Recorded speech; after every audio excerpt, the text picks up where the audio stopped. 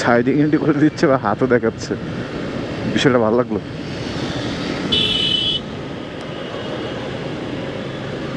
পবিত্র জুম্মা মোবারক। আজকে শুক্রবার।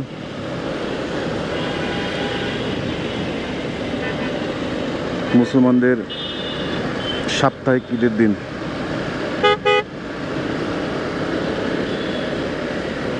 পাক পবিত্রের দিন। এদিন সবাই যারা রেগুলার নামাজ পড়ে না তারাও নামাজ পড়ে। এই দিনের উসিলায় আল্লাহ সবাইকে মাফ করে দেন। শুক্রবার দুপুর টাইম হানিফ ফ্লাইওভার উপরে প্রচণ্ড জ্যাম। ডান পাশে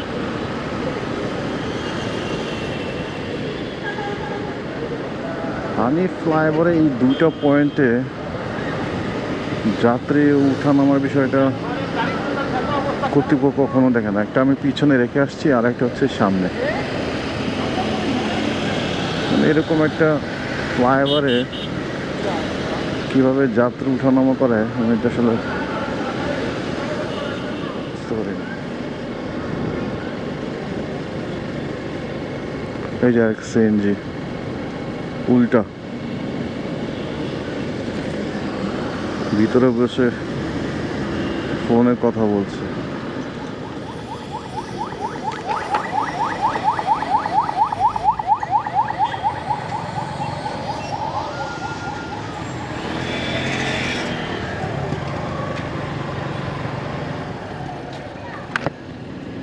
টোল দেওয়া শেষ, এই মোড়ের জ্যাম।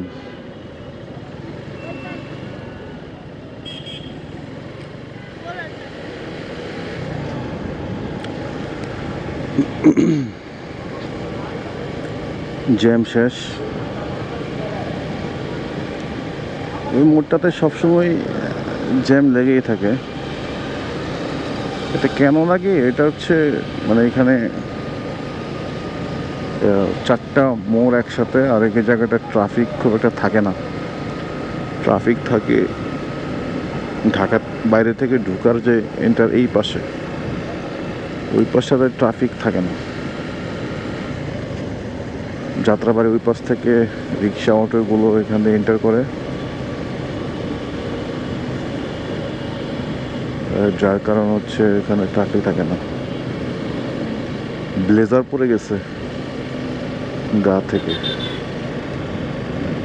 বিষয়টা খুবই প্যাথেটিক।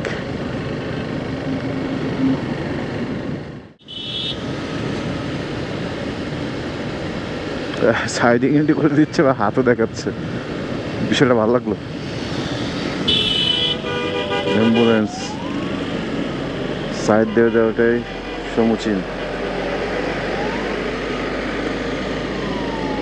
প্রশাসনের গাড়িকে আপনার সাইড দেন মানা দেন, অ্যাম্বুলেন্সকে আপনার সাইড দিতে হবে।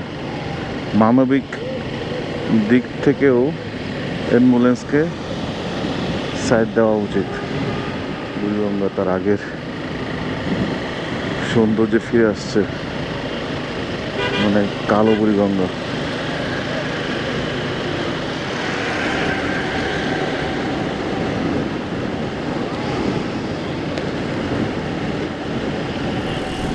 সিএনজিগুলো দেখলাম এত ভয় লাগে। এদের কর্নারিং টার্নিং বাইকের থেকেও ভয়ঙ্কর। লুকিং গ্লাসে তারা পিছনে খেয়ালই করে না, ব্যাক লুকিং গ্লাসে। ওই দেখেন সামনেরটা, এই দেখেন ওকে, দেখেন কি পরিমাণ টার্নিংটা সে করে। দেখেন দেখেন অবস্থা।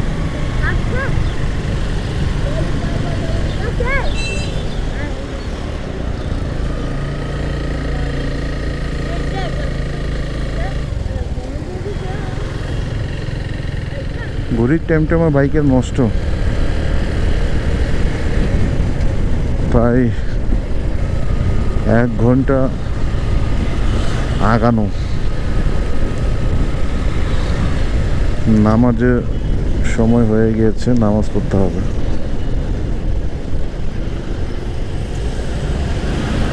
কয়টা বাজে দাও তো?